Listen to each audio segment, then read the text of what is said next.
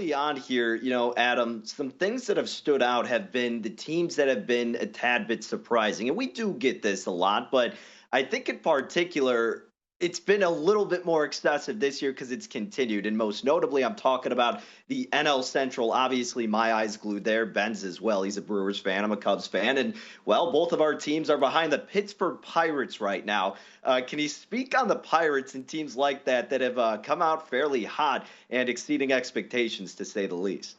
Well, the Pirates have come back to earth this week. I mean, they've dropped 7 in a row now, facing the Rays and the Jays. And honestly, I mean, that's just a commentary on how much better the American League East is than every other division in baseball. But look, I mean, for the Chicago Cubs, and this is really frustrating because I'm on their season win total over. I think it was 77.5. They are struggling in one-run games. They lose another one here today. That's been something that's been, a pretty ongoing issue for them throughout the course of the season, where I think the bullpen is better. They're just now 2-8 in one-run games so far this year. And, of course, it coincides with the Marlins, who are 11-0 now, because they will never lose a one-run game. Because I'm on the under for the Marlins and the over for the Cubs. So that's always super fun when those kinds of things happen. The gods conspiring against you. Oh, absolutely. I mean, the Marlins, 11-0 in one-run games is absurd to start the season. And they have a significant negative run differential.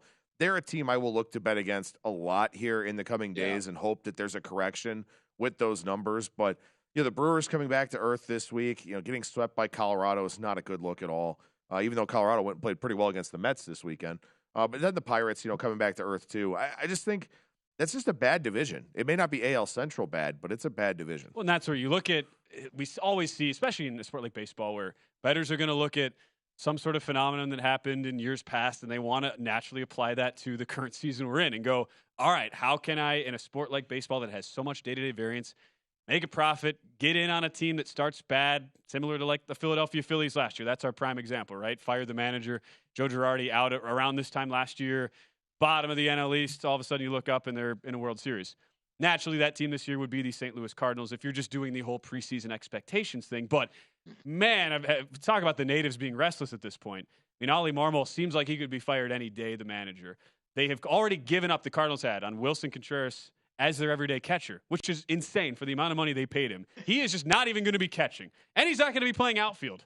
They've just said straight up he will be the DH until further notice. So what do you do with a team like the Cardinals that's sitting at one point over 10 games back at Pittsburgh? Could they potentially live up to that type of profile as a team that starts slow, finishes strong? Well, and the thing that's really difficult about the Cardinals is, I mean, their starting pitching is not good. Jordan Montgomery's been good. Adam Wainwright just came back, looked a little bit shaky in his first start.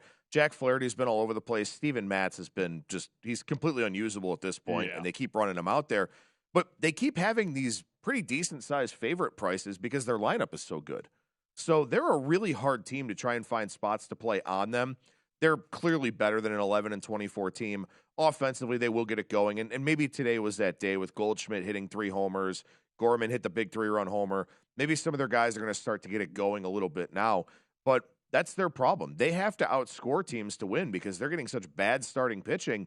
And it's really tough to take a full game position on a team when you look at the starters. It's not going to give you anything. And that's what the problem's been for the Cardinals here so far. Adam, looking at the AL East, I know you mentioned them a tad bit earlier. A team like Baltimore has been playing very impressively to begin this 2023 campaign. To you, is this a team that is going to be able to keep this up all year and be in playoff contention, or do they fall in the category of we're kind of waiting for them to fall back down to reality? I think to some degree there will be some regression to the mean for the Orioles. I do think this is still a really good team, and they're a very smart front office, right? They fixed the pitching side first. Now they've started to fix the offensive side where they've been phenomenal against lefties and a top 10 offense against righties. Their bullpen is still really, really good with Cano and Bautista back there.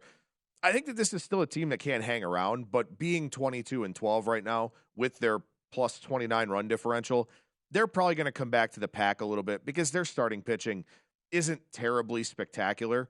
So that's a team that I think has benefited a little bit from the quality of schedule that they've played. But I don't think that they're suddenly going to go on one of those Pirates-esque lose 7 in a row type of thing. It just may be kind of a gradual falling back to the pack for them in that division.